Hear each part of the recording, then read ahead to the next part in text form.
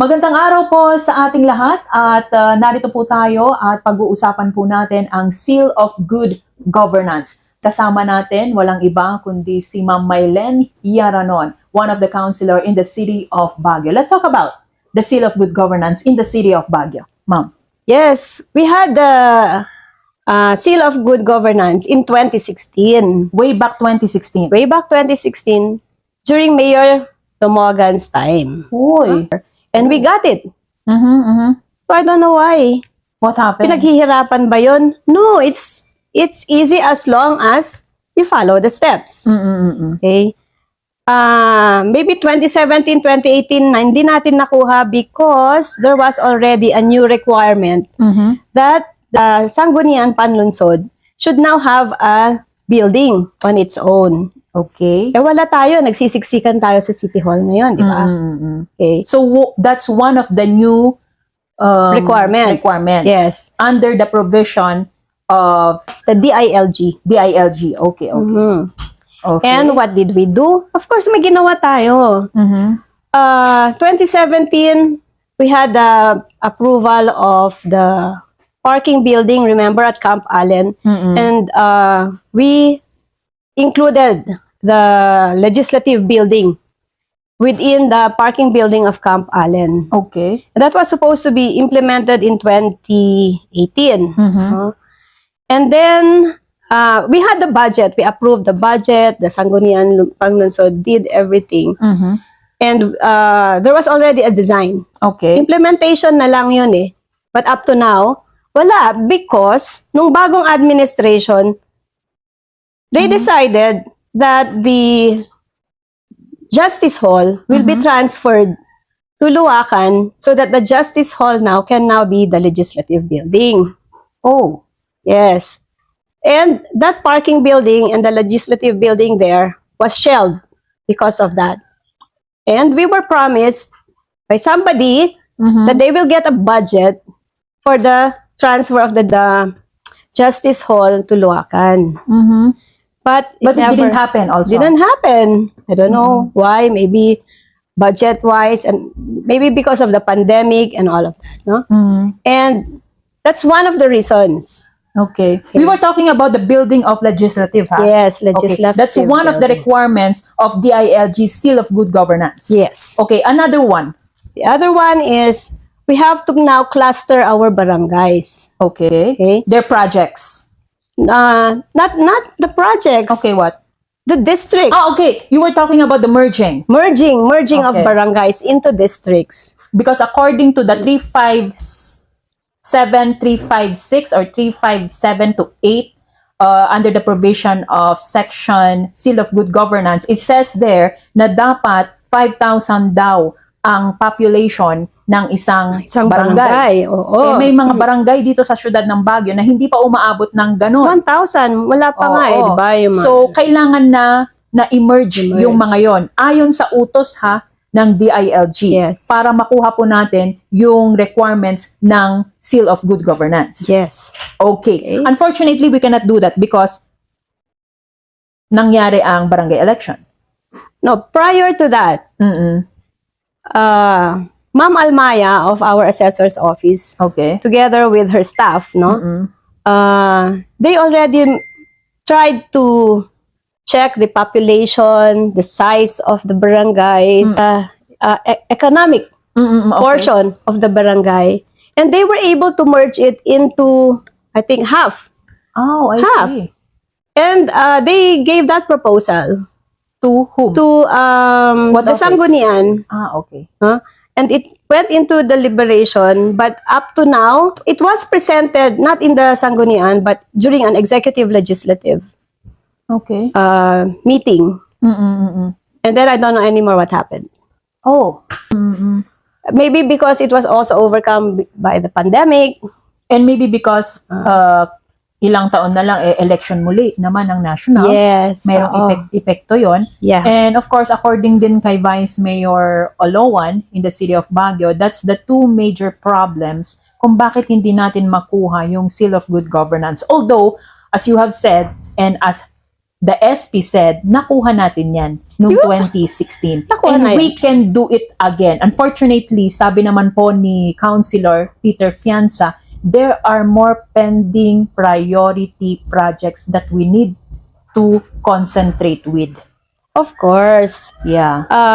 Our aim is for good projects. We should be able to spend yung binudget ng City Council, no? Pina-approve nila yung budget. Yes, yes. But then, ilan lang ang na-implement sa mga projects na yan. We know very well that we were questioned na bakit ko konti lang yung na-implement na projects. No?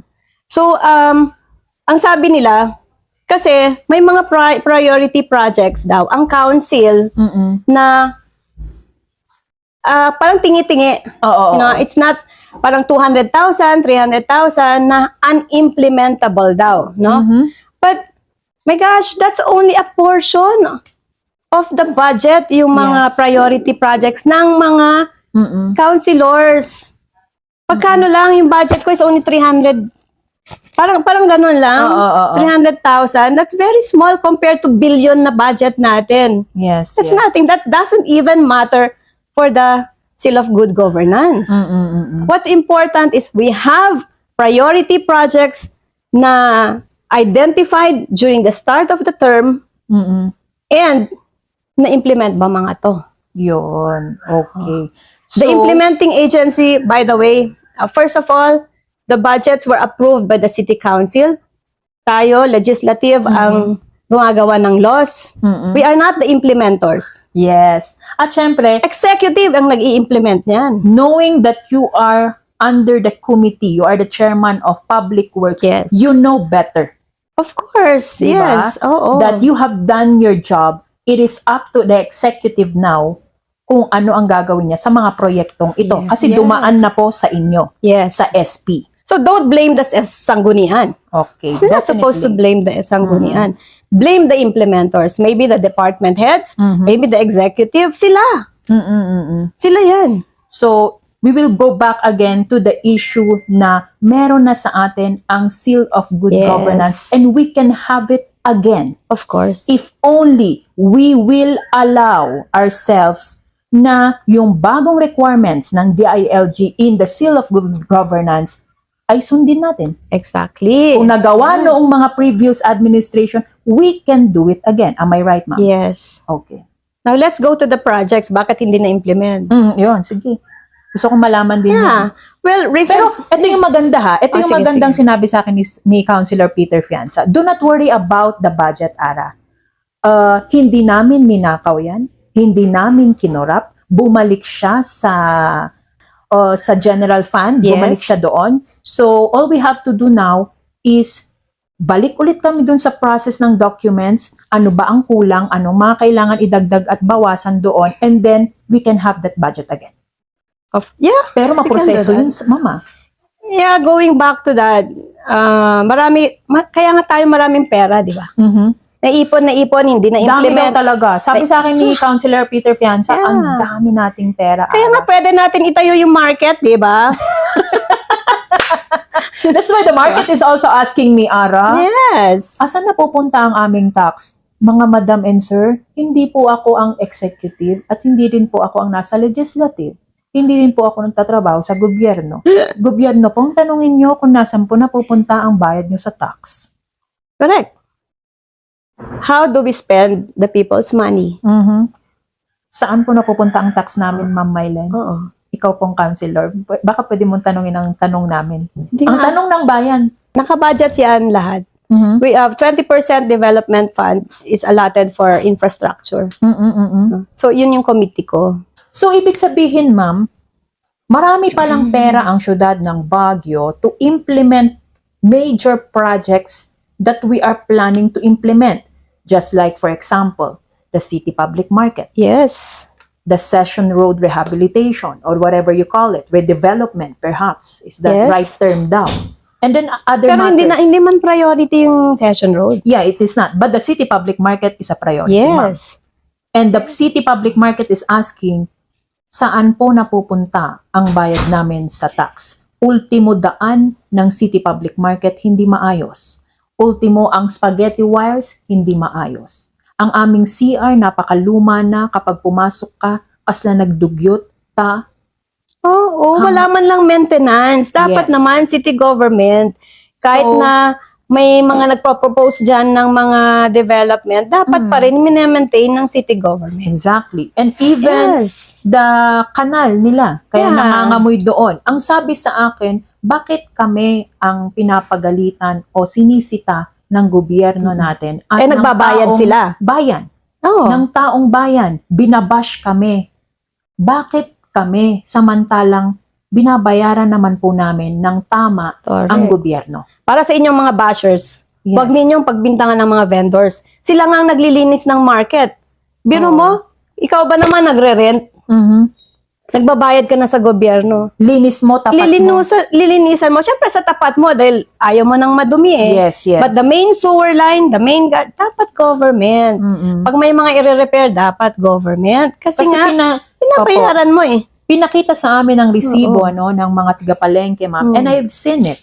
Nakita ko doon sanitation, garbage, business tax permit. Nandun lahat, naka-indicate naman lahat. So, sabi sa akin ng palengke, ibabalik namin ang tanong sa gobyerno. Yeah. Saan napupunta ang bayad namin sa mga ito? Anyway, saan napupunta? Bayad ng mga superintendent. Sweldo nila, ma'am. Sweldo nila. Oh, Sweldo ng tama mga lang naman. post-D. Tama lang naman, oo. For peace and order. Mga ganyan. O, di ba? Pero sobrang laki naman po ata O, ayun. yung And- nakokolekta. So, sana may nakikita tayong More, development no? sa loob. More. Oo. Yes. Siguro yung mga nagpapatrol doon. Mm-mm. Meron tayong breakdown nun. Yes, yes. Meron tayong breakdown. And of course, we're not questioning the city public market and the LGU. But mukhang tama naman ho ata sila. Saan nga pa talaga napupunta ang tax na ibinabayad po ng ating mga Baguio vendors? Okay, ma'am. Going back to the good governance. Yes. Do you believe that we have a good governance in the city of Baguio? No. I don't see it. Why? You go around, people are complaining. People are not happy. Sabi nga ni Lee Kuan Yew di ba? If the people are happy, they know, you know, that good governance is being implemented. But if people are not, there's something wrong. All talk on good governance is not good governance. Good governance means you are doing everything you can to deliver the services to the people. To the To the people. Okay, I get So how do you get that? You have to listen to them. You have to really go down to the roots, go to the people, listen to them, and give them yung tamang social responsibility ng government. You know, what are these? Proper garbage disposal, water, kulang na kulang tayo sa services ng water. Yes. What are we doing about it? Nothing. Parking. Yeah, sewerage. You know, nangangamoy. Are we doing something about the STP? Nothing. Ang gusto pa ninyo umutang, that's not good governance. Eh, meron nga tayong excess money eh. Yeah. Ma? And then, what are we giving? Puro mga pampalamuti. Palamuti, no? Diba? Makikinabang ba sila sa ginawa ninyong mga pampaganda dyan? It's all in the eyes. Yes, it's all superficial. Yes.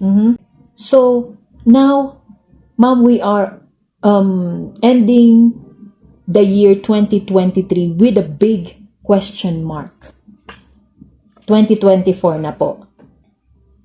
We are not in good governance. Di ba sa Batman and Robin, ano yung question mark? Di ba si Joker? So all talks, no action. Kayo na Sad. humusga niyan.